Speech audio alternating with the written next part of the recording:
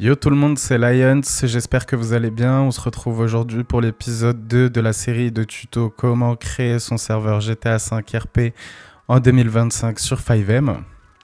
Donc on va parler ici des prérequis. Donc évidemment il va falloir un PC avec un petit peu de jugeote. Il va vous falloir un éditeur de texte type VS Code. Il va vous falloir un serveur local sur votre machine, donc sur votre PC. Donc soit WAMP, XAMPP, LAMP, MAMP, il en existe plein. Moi dans l'exemple, je vais prendre XAMPP. Il va vous falloir également un extracteur de fichiers type WinRAR, 7zip, etc. Donc je me permets de rementionner rapidement qu'il est ultra important de rejoindre le serveur Discord. Parce que les 3 ressources dont je vous parle sont présentes sur le serveur Discord. Donc en fait quand vous allez le rejoindre, vous aurez accès à des canaux comme ceci sur la partie créer son serveur FiveM. Épisode 1 introduction, épisode 2 prérequis, il y aura épisode 3, 4, 5, 6, etc. etc. Donc nous, étant donné que nous sommes sur l'épisode 2, on se rend sur le canal épisode 2 prérequis. Donc je vous ai mis un lien de téléchargement direct vers XAMPP, un lien de téléchargement vers VS Code et un lien de téléchargement vers WinRAR. Vous avez juste à cliquer sur les 3 liens, télécharger les 3 programmes, les installer en faisant next, next, next à chaque fois. Et une fois que c'est OK, écoutez, on peut partir. Donc ce que j'ai fait moi, c'est que j'ai fait un dossier tuto FiveM sur mon bureau. Dedans, j'ai placé les 3 exécutables que j'ai pris de mon dossier téléchargement. Je les ai copiés, je les ai mis là-dedans. Donc, vous les exécutez un par un. Vous faites suivant, suivant, suivant. Une fois que vous aurez installé VS Code, vous pourrez y accéder comme ceci. Hop, donc moi, ça m'ouvre page par défaut, mais on n'en prend pas compte. OK. Donc, vous allez tomber sur quelque chose comme ça. Donc c'est un éditeur de texte type bloc-notes, mais beaucoup plus avancé, qui va nous permettre d'avoir l'arborescence de nos projets à gauche, de la coloration syntaxique, etc. Ça va être beaucoup plus agréable pour travailler. Ensuite, WinRAR, une fois que vous l'avez exécuté, très bien. Une fois que vous avez téléchargé et installé XAMPP, soit il apparaît juste ici, dans votre petite barre à droite, avec un logo comme ça, ou alors sinon pour le démarrer une fois que vous l'avez installé sur votre machine, vous tapez XAMPP Control Panel, Yes, et ça va vous ouvrir une interface comme celle-ci. Nous, ce qui va nous intéresser, ça va être de Start Apache et MySQL. Donc on clique sur Start. Quand ça passe au vert, c'est que c'est good. Pourquoi est-ce qu'on a besoin de faire ça ? Faire ça, ça va nous permettre, comme je vous le disais tout à l'heure, d'avoir entre guillemets un hébergement local sur notre machine. Donc si vous ouvrez un navigateur web, chose que je vais faire tout de suite, tac, et qu'on tape localhost par exemple, ça va être la racine entre guillemets de notre site web local. Après, pour cette série de tuto FiveM, on n'en aura pas besoin. Nous, ce qu'on va avoir besoin, c'est de rajouter /phpMyAdmin juste derrière. Vous n'arriverez pas sur cette interface-là. Il faudra que vous vous connectiez à l'aide de l'utilisateur root, R-O-O-T, et par défaut, en mot de passe, il n'y a rien. Donc, vous mettez root en identifiant, mot de passe, vous mettez rien, vous faites se connecter et vous arriverez sur une interface comme la mienne. Ok, donc je vais retourner dans mon dossier tuto FiveM que j'ai créé sur le bureau de mon PC. Je vais pouvoir supprimer du coup les 3 exécutables d'installation étant donné qu'ils sont déjà présents sur mon PC. Hop. Et ce que je vais faire tout de suite, c'est que je vais retourner dans VS Code. Donc je vais faire fichier, ouvrir le dossier. Donc je vais sélectionner le bureau. Et je vais sélectionner mon dossier tuto FiveM. Comme ceci. Ok. Tac. Ce que je vais faire directement dedans, c'est que je vais créer un nouveau dossier que je vais appeler artefact au pluriel. Et vous voyez que si je le fais depuis du coup l'interface de VS Code, c'est réellement bien un nouveau dossier qui s'est créé sur mon PC.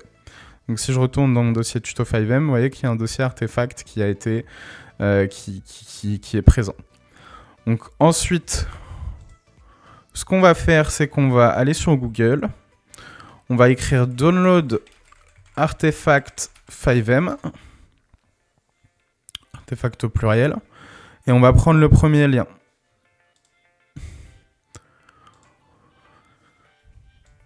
Donc ça, c'est ce qui est mis en place par l'équipe de 5M pour avoir votre serveur 5M, entre guillemets, sur les dernières versions mises à jour. Donc en production, peut-être que je vous recommanderais plutôt d'utiliser la dernière recommandée par 5M, la 7290, qui doit un petit peu dater. Après, pour nous, dans l'exemple, on va prendre vraiment la toute dernière. Donc il y en a une qui est sortie hier à 14h39.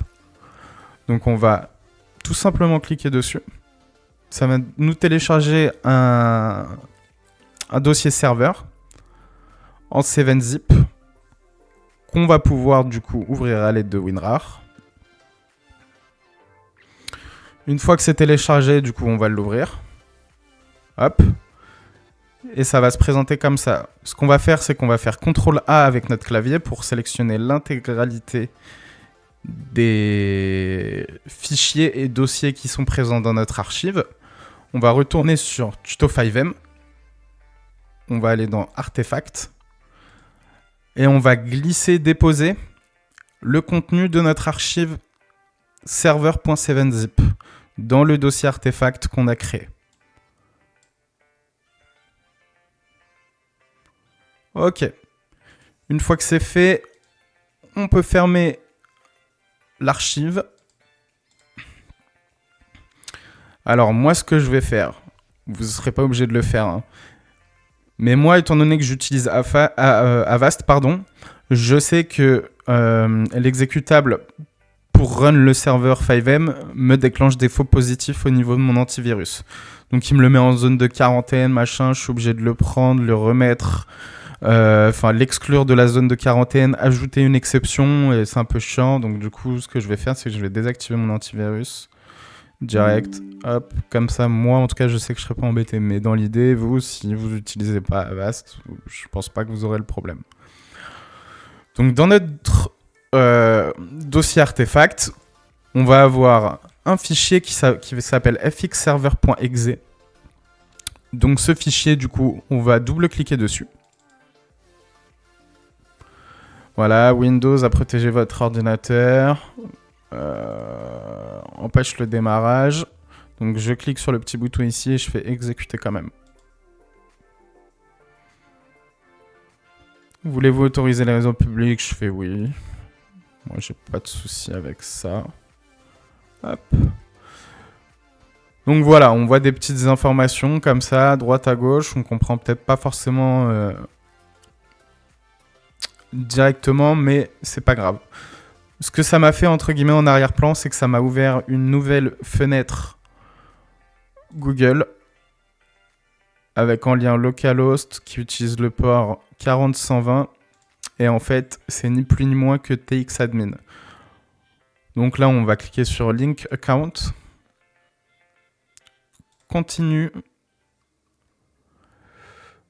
Discount, tac tac, optionnel. On va mettre un backup password. Moi, je vais mettre 1, 2, 3, 4, 5, 6. On clique ici, on fait register. Hop. Donc là, je vais enregistrer. Et on arrive du coup sur notre panel TXadmin qui va nous permettre de facilement créer du coup le projet 5M. Donc en étape 1, on a un server name. Donc on peut le changer. Moi, je vais mettre tuto YouTube. Je vais cliquer sur Next. Ensuite, on a le choix pour créer différents types de serveurs. Donc on a les frameworks populaires, type ESX, Quebecor, etc. On peut également importer notre propre serveur si on en a déjà un, mais du coup, vous ne serez pas concerné pour cette vidéo. On peut le faire depuis une URL, ou on peut importer nos propres custom templates. Donc nous, pour cette série de vidéos, ce qui va nous intéresser, c'est le Popular Recipes, donc, qui est recommandé. Donc on clique dessus. Et donc on a différents choix. Donc vous voyez, on peut même créer un serveur sur Red Dead, dans l'idée. Donc nous, pour le tuto, on va partir sur du ESX Legacy. Ce qui tourne en manière générale sur les serveurs 5M, c'est soit ESX Legacy, ou alors du QB-Core à plus petite fréquence. Mais nous, on va prendre ESX. Donc ça va nous proposer un chemin de sauvegarde de data. Donc on va cliquer sur Save. On va cliquer sur Go to Recipe Deployer. Hop. On peut jeter un œil rapidement, mais ça va pas être hyper pertinent de regarder cette partie-là. Donc ce qu'on va faire, c'est qu'on va cliquer sur Next. Ensuite, ça nous demande une clé de serveur. Donc ce qu'on va faire, c'est qu'on va aller sur Google. On va taper Keymaster 5M. Vous allez cliquer sur 5M Keymaster. On va cliquer sur se connecter.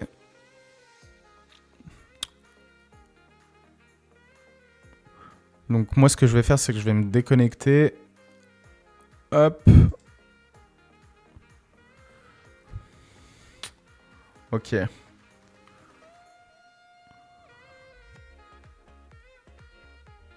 Alors moi, je suis déjà déconnecté, mais si on ouvre une nouvelle fenêtre de navigation privée, on écrit Keymaster 5M. On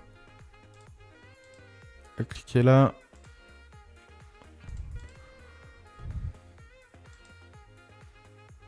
Ok, ouais. Donc l'étape prérequis, du coup, c'est de faire un compte sur le forum de CFX.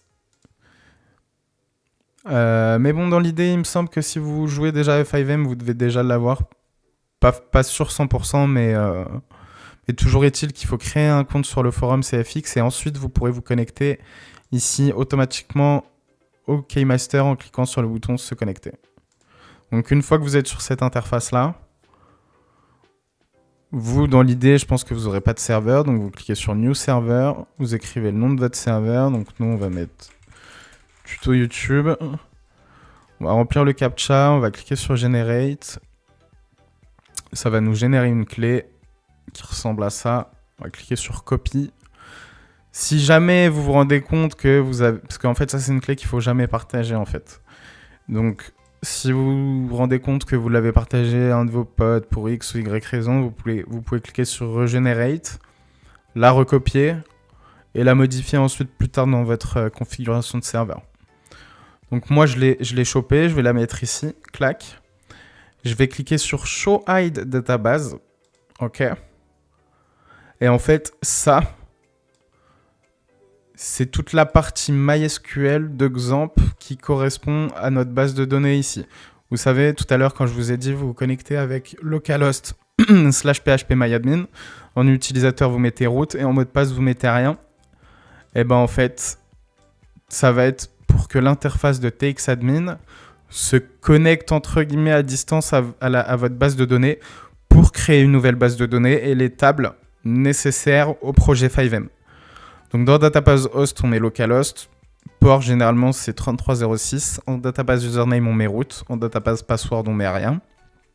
Ensuite, ça nous suggère un nom de base de données. Nous, on va le laisser comme ça. Et on va cliquer sur Run Recipes. Donc ça va télécharger tout un tas de ressources depuis GitHub pour avoir les dernières versions au moment où vous faites l'installation avec TXAdmin pour avoir les dernières versions des ressources. Donc ça peut prendre un petit peu de temps en fonction de votre PC, de votre connexion internet aussi surtout.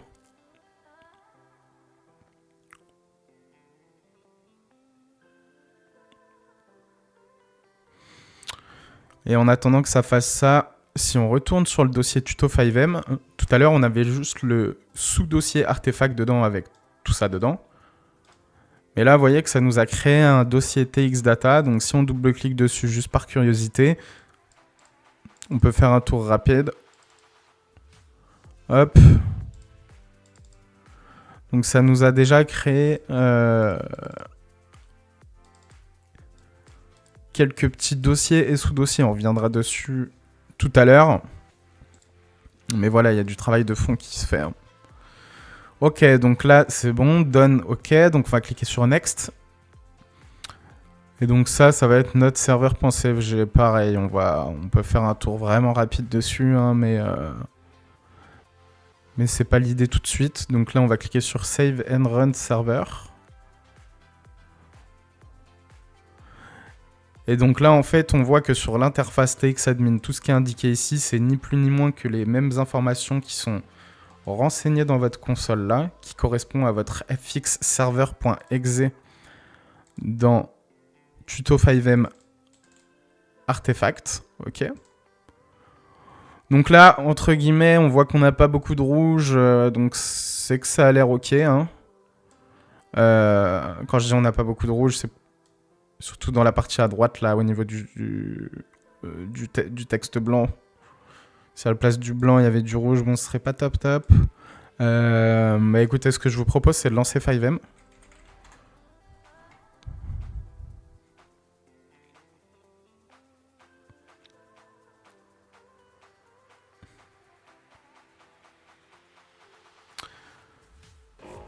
Et donc, vous voyez que ici, et là, en fait, ça détecte qu'on a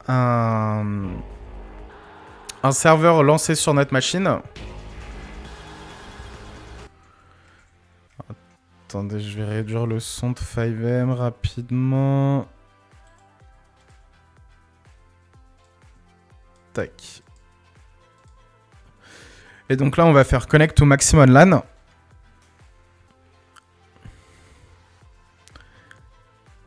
Et là, ça démarre le projet. Enfin, on démarre la connexion au projet du coup ESX qu'on a fait à l'aide de txadmin.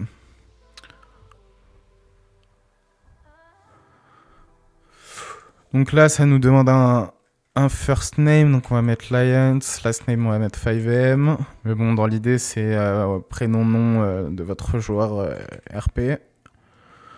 On va mettre ça, on va faire ça, on va faire ça, on va cliquer sur Create. Hop.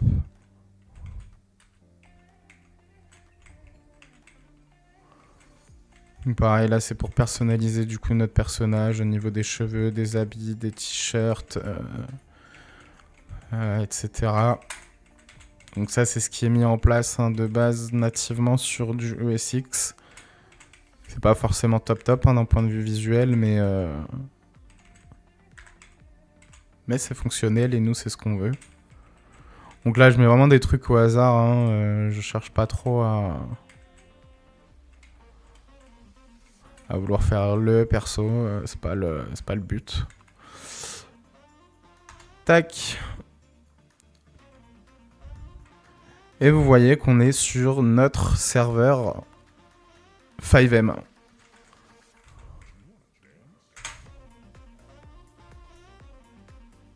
Ok. Donc là on est sur notre serveur 5M du coup, donc vous voyez que ESX nous a installé quand même pas mal de trucs de base.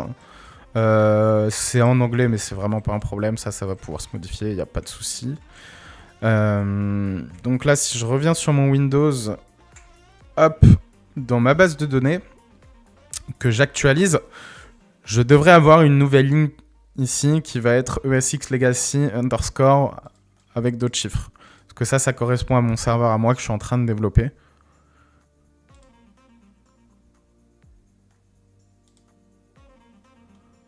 Hop. Et vous voyez, le ESX Legacy _ avec d'autres chiffres, c'est celui-ci. Donc celui-ci, ça correspond du coup à notre serveur Tuto5M. Donc si par curiosité, on va par exemple dans la table User, Il y a mon caractère avec en first name Lions, en last name 5M. Et je vais avoir aussi des infos dans la console. Info Lions 5M, c'est connecté au serveur. ID 1. On va avoir la même chose dans l'interface TXadmin. Et du coup, on a un premier jet de notre serveur 5M. Donc il va y avoir beaucoup de choses à modifier, hein, évidemment, vous en êtes conscient. Mais toujours est-il qu'en l'espace de 15-20 minutes, on a été capable d'installer les prérequis pour pouvoir développer dans de bonnes conditions, à savoir avec VS Code, avec XAMPP ou WAMP ou LAMP, ou peu importe le logiciel que vous allez prendre. Moi en tout cas c'est XAMPP. Et puis voilà. Écoutez, on va mettre fin à cet épisode et puis on se retrouve dans le prochain pour personnaliser encore mieux, vraiment mieux tout ça et comprendre comment ça fonctionne sous le capot. À toutes les gars.